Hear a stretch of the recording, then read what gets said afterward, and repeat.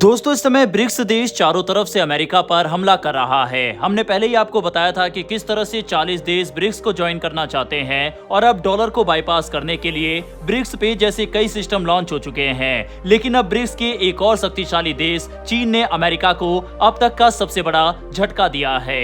दरअसल 90 अरब डॉलर सिर्फ एक संख्या नहीं, बल्कि वह नुकसान जिसे दुनिया की सबसे बड़ी अर्थव्यवस्था आज भी महसूस कर रही है। अगर अमेरिका और चीन के बीच ट्रेड वॉर शुरू नहीं हुआ होता तो आज अमेरिका हर साल चीन को लगभग 90 अरब डॉलर का अतिरिक्त सामान बेच रहा होता। लेकिन इसके बजाय जो हुआ उसने पूरी दुनिया के व्यापार का नक्शा बदल दिया। आज हालात ऐसे हैं कि चीन को होने वाला अमेरिकी निर्यात 2008 की वैश्विक आर्थिक मंदी के बाद सबसे निचले स्तर पर पहुंच चुका है। सबसे चौंकाने वाली बात यह है कि यह बदलाव धीरे धीरे नहीं आया। नई रिसर्च बताती है कि चीन ने लगभग एक ही महीने में अमेरिका से सामान खरीदना बड़ी मात्रा में कम कर दिया।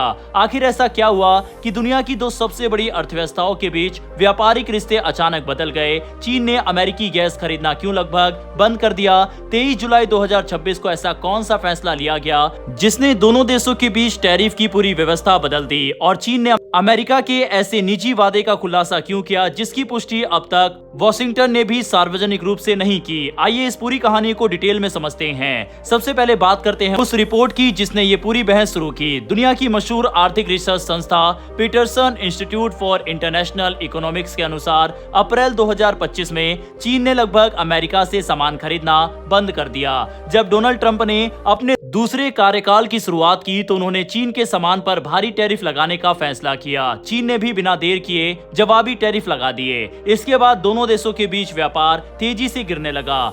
चीन दुनिया की तीसरी सबसे बड़ी आयातक अर्थव्यवस्था है। ऐसे में जब उसने अमेरिका से खरीद कम की तो इसका सीधा असर अमेरिकी कंपनियों, किसानों और ऊर्जा उद्योग पर पड़ा। रिपोर्ट तैयार करने वाले एक्सपर्ट्स का कहना है कि अगर 2017 के बाद ट्रेड वॉर शुरू नहीं हुआ होता तो 2025 में अमेरिका का चीन को निर्यात लगभग 60% ज्यादा होता, यानी हर साल करीब 90 अरब डॉलर का अतिरिक्त व्यापार होता।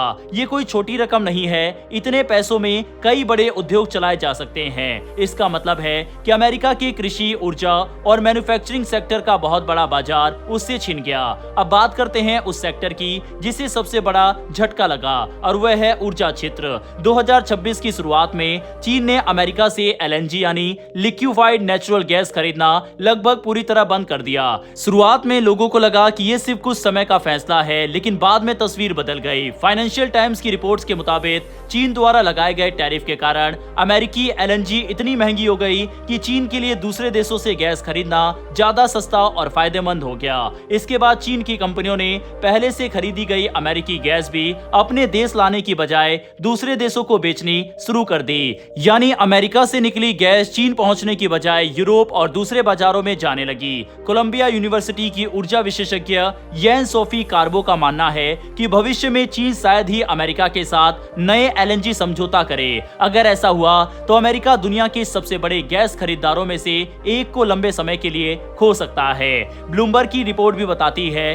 कि 2022 के बाद पहली बार चीन के एलएनजी आयात में सालाना गिरावट आ सकती है। लेकिन इसके बावजूद अमेरिकी कंपनियों की वापसी आसान नहीं दिखती। इसी दौरान दोनों देशों के बीच टैरिफ नियम भी लगातार बदलते रहे।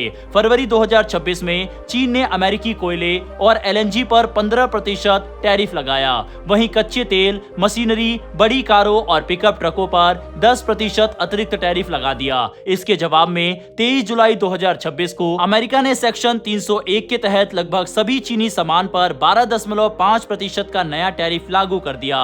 अमेरिका का कहना था कि यह फैसला जबरन श्रम से बने सामान के आयात को रोकने के लिए लिया गया।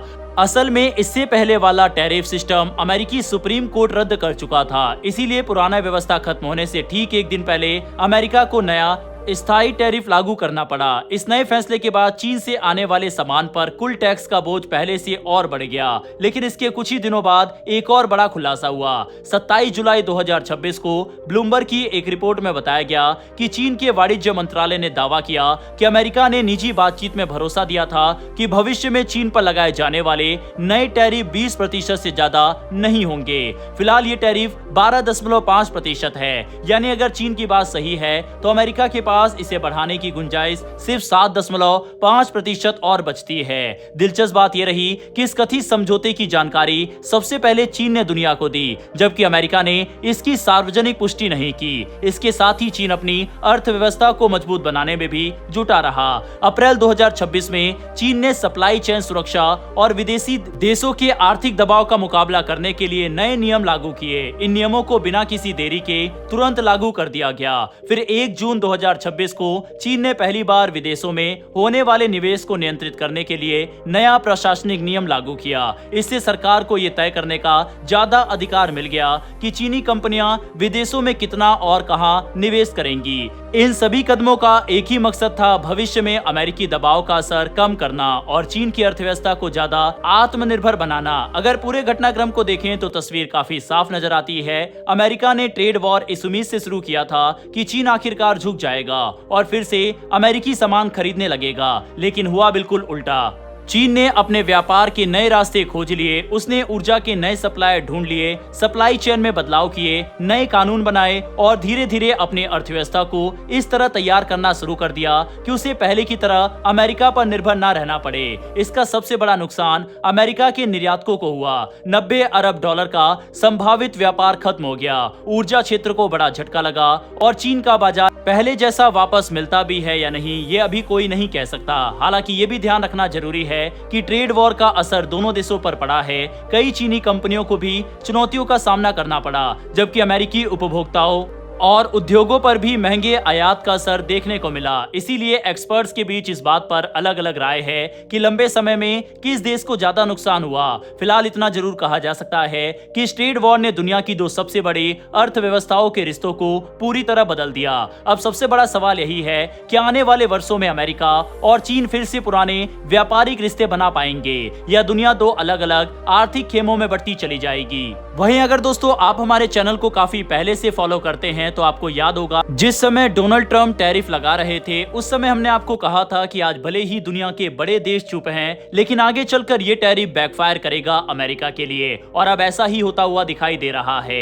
इससे पहले 2022 में भी जिस समय स्विफ्ट पेमेंट से और डॉलर को रूस के लिए फ्रीज कर दिया गया था, उस समय भी हमने आपको बताया था कि इससे अमेरिका अपने ही पैर पर कुल्हाड़ी मार रहा है। और उसके बाद हमने देखा कि ब्रिक्स संगठन आपस में ट्रेड को लेकर और एक नई करेंसी या यूं कहें कि नया पेमेंट सिस्टम को बनाने के लिए सामने आ गए। दरअसल इसमें कोई भविष्यवाणी नहीं थी, बल्कि सिंपल लॉजिक था। अगर आप कोई चीज किसी से छीनेंगे तो स्वाभाविक है उसका विकल्प सामने आएगा, और अब वही विकल्प दुनिया के अलग अलग देश लेकर आ रहे हैं, जो कि अमेरिका के लिए बड़ा सेटबैक है। हम पिछले 7 सालों से जियोपॉलिटिक्स, फॉरेन अफेयर्स और डिफेंस से जुड़ी खबरों को कवर कर रहे हैं। अगर आपको ऐसे टॉपिक में इंटरेस्ट है तो नीचे दिए गए सब्सक्राइब बटन को प्रेस कर बेल आइकन को जरूर दबा लें। मिलते हैं अगली वीडियो में। धन्यवाद। जय हिंद, जय भारत।